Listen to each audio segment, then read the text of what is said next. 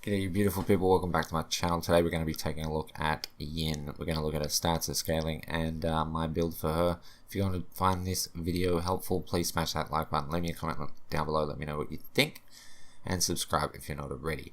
With that said, let's get into it.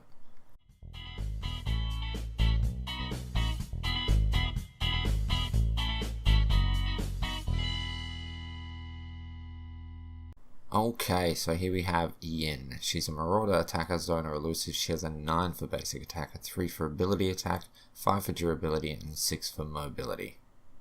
Looking at her actual stats, she starts off with 475 health and ends up at 1371. She starts off with 1.2 health for 1.25 health regen and ends up at 4.05. She has 225 mana to start, ends up at 897. It's not really going to be an issue because her stuff doesn't really cost that much. 0.8 mana regen turns into 2.48 at level 15. Being a carry, she has 18 armor plus 2 per level to end up at 46 basic armor, and like everyone else, 30.5 ability armor. Alright, if we move on to her basic attack, which is called Whip Crack. Okay, so it does 55 damage to start off with at level 1. She gets 1.6 damage per level, and she has a 0.85 power scaling, which is pretty good. It means you're going to get 85 damage for every 100 power you put onto your build. She does have a cleave rating of 0, but that's not an issue because of her abilities. Speaking of her abilities, first up we have Windburn. Yin extends her whip, increasing the range of her basic attack and gaining 100% cleave for a few seconds. So the range turns into 1050. I'm not actually sure what her normal range is. Feels like it's about 400. I'm not positive on that though, so don't quote me. This lasts for 6 seconds, gives her 100% cleave, costs 20 mana flat, and the cooldown starts at 20 and ends up at 8 at max level. It's a really good ability. She ends up having amazing wave clear, makes her a little bit dangerous in team fights if she's left to have a good line of sight on enemy heroes. It does, her whip does work in a straight line, okay, and Windburn works in a straight line, so you do have to have direct straight line of sight on everything you want to attack. Next up we have Backlash, one that I'd probably recommend taking first, especially if you're up against a good stun in if you're taking her off lane. Yin cracks a whip, creating a sphere of pressure around her. If enemy projectiles hit the sphere, they are reflected back towards the enemy who fired them. Okay, so the mana cost starts at 60, ends up at 75, doesn't cost that much. The cooldown starts at 16, ends up at 4 seconds. So if you get good with this ability, you can knock back almost everything in the game. You can knock back basic attacks. You can knock back just about every ability in the game, I should say, rather. You can knock back basic attacks, Howie, rockets, stuns, you name it, you can knock it back. It can be a little bit hard to get used to. Once you do get used to it though, it makes your character quite hard to deal with because she is not able to be CC'd. Next up we have Lash Kick. Yin swings her whip 650 units to pull herself to a target, jumps off of their head dealing damage, then lands in the direction of her choice. This can be performed on allies, minions, and enemies. Okay, so the ability damage starts at 80, ends up at 230. The power scaling is 0.5, so for every 100 power you have, you will be adding 50 damage to this ability. The mana cost is 55 seconds flat, and the cooldown is 11 seconds flat. The range obviously is 650, so the only thing that happens upgrading this is the damage, okay? So that's why I tend to upgrade it last. It's a good ability. It's a very short range, but it can be extremely useful when used in the proper situations, and it is very rewarding when you manage to get a Mario style kill by landing on someone's head. Last up we have her ultimate, which is called Quelling Gale. Yin surrounds herself in gale winds, displacing all enemies within range. For a few seconds after, the AoE will apply slow to enemies. Projectiles that travel through it are halted. Okay, so the movement speed slow starts at 150, ends up at 250. The duration starts at 5 seconds and then at 6 seconds at max level. Always costs 75 mana, and the cooldown starts at 90 and ends up at 40. So another really short cooldown.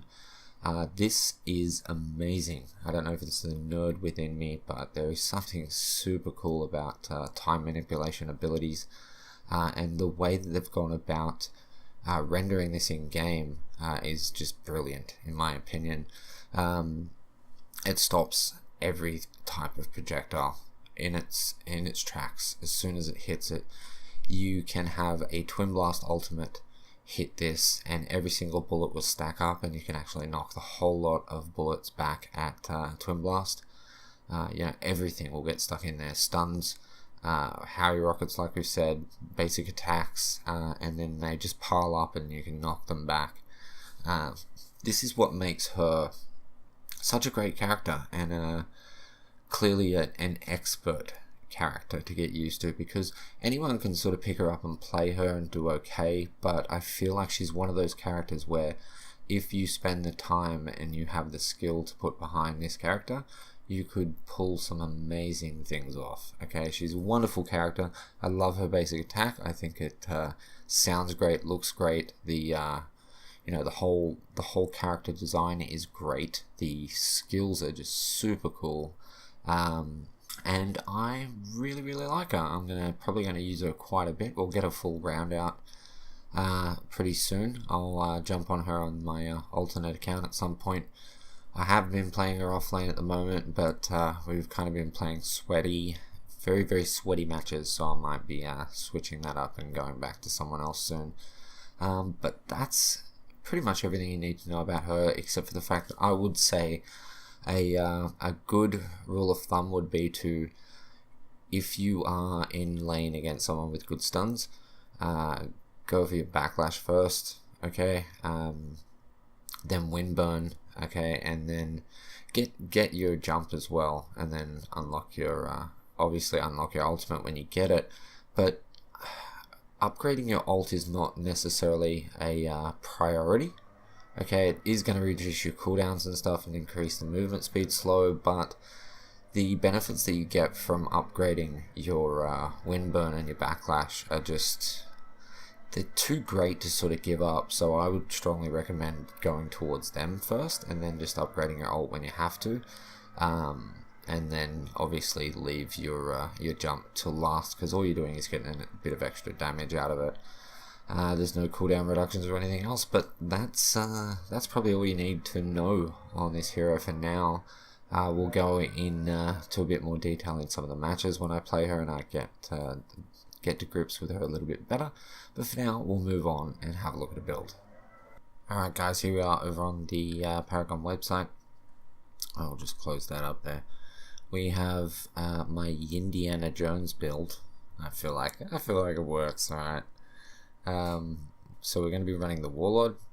I run a health potion, Hunter's Drink, and a healer token, so I'll start with a healer token and a health potion if I think I'm going to be getting poked quite a bit. Otherwise, you can take a Mad Stone and a health potion, and then once you get to level 5-6, you swap out the health potion with the Hunter's Drink. Okay, so we have 3 Mad Stone gems, all with 1 point upgrades. Okay, and then we have the full build. Okay, so we have 2 whirling wands, one with 2 kinetics, one with 2 strikes and a kinetic, and the other one with 2 major strikes and a major kinetic. We have a Spear of the Rift Hunter with 3 major wounds. We have a Spear of the Rift Hunter with 3 minor wounds. This will serve as your 4th early game card. We have the Sage's Ward with 3 major casts, and a Hunger Maul with 3 lesser drains. Okay, so if we go and have a look here, I'll take this off real quick. Okay, so I start the game with as I said, a heal token, health potion, or the Mad Stone and the health potion. Either way, it doesn't matter. Once you get to level 5 or 6, you get rid of this and you put the Hunter's Drink on.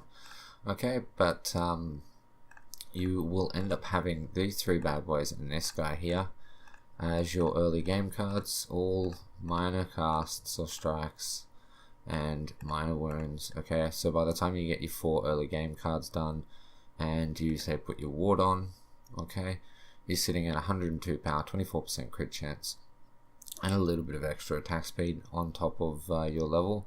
You would probably be sitting, you know, about level 8. So we'll come back up here to level 15. Alright, the next thing that I would go for, considering you actually have your 124 power, 102 power rather, and 24% crit chance, it depends on how much CXP you're getting. Okay, if you're getting really good farm, you can add some more power onto this. But generally at this point, I think with 24% crit chance, 102 power, it's worthwhile just saving up and getting your Hunger Maul to get your crit bonus, okay?